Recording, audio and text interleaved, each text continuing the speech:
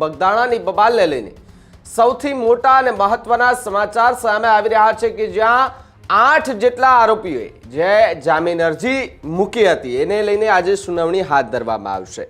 નવનીત બાલદિયા હુમલા કેસના 8 આરોપીઓની જામીન અરજીને લઈને આજે સુનાવણી છે।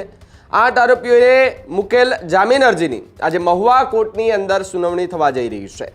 નવનીત બાલદિયા પર હુમલો કરનારા 14 આરોપી એ હાલ ભાવનગર જેલમાં બંધ છે, જેમાંના 8 આરોપીએ વકીલ મારફતે રેગ્યુલર જામીન અરજી જે છે તે મૂકી હતી। 3 દિવસ પહેલાની સુનાવણીમાં 2 ફેબ્રુઆરીની મુદત પડી હતી, એ તારીખ પડી હતી અને એ તારીખ પર એમની મુશ્કેલીમાં પણ ક્યાંક ને ક્યાંક વધારો જે છે તે થતો જોવા મળી રહ્યો હતો।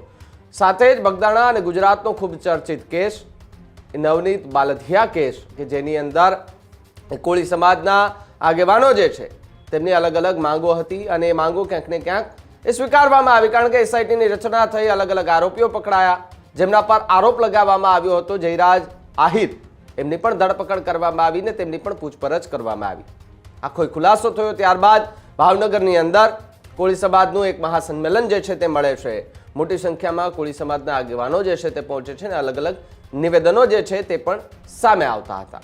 એની વચ્ચે આજે જે 8 આરોપીઓ છે એમણે રેગ્યુલર જામીન અરજી મૂકી, જો કે 2 દિવસ પહેલા મૂકી હતી અને એ દરમિયાન એમની તારીખ પડી, મુદત પડી હતી, એટલે એમની એ મુશ્કેલીમાં વધારો થયો હતો। પરંતુ આજે ફરીવાર એટલે કે 2 ફેબ્રુઆરીને આજે સોમવારના રોજ એમની એ જામીન અરજીને લઈને સુનાવણી જે છે તે થવા જઈ રહી છે।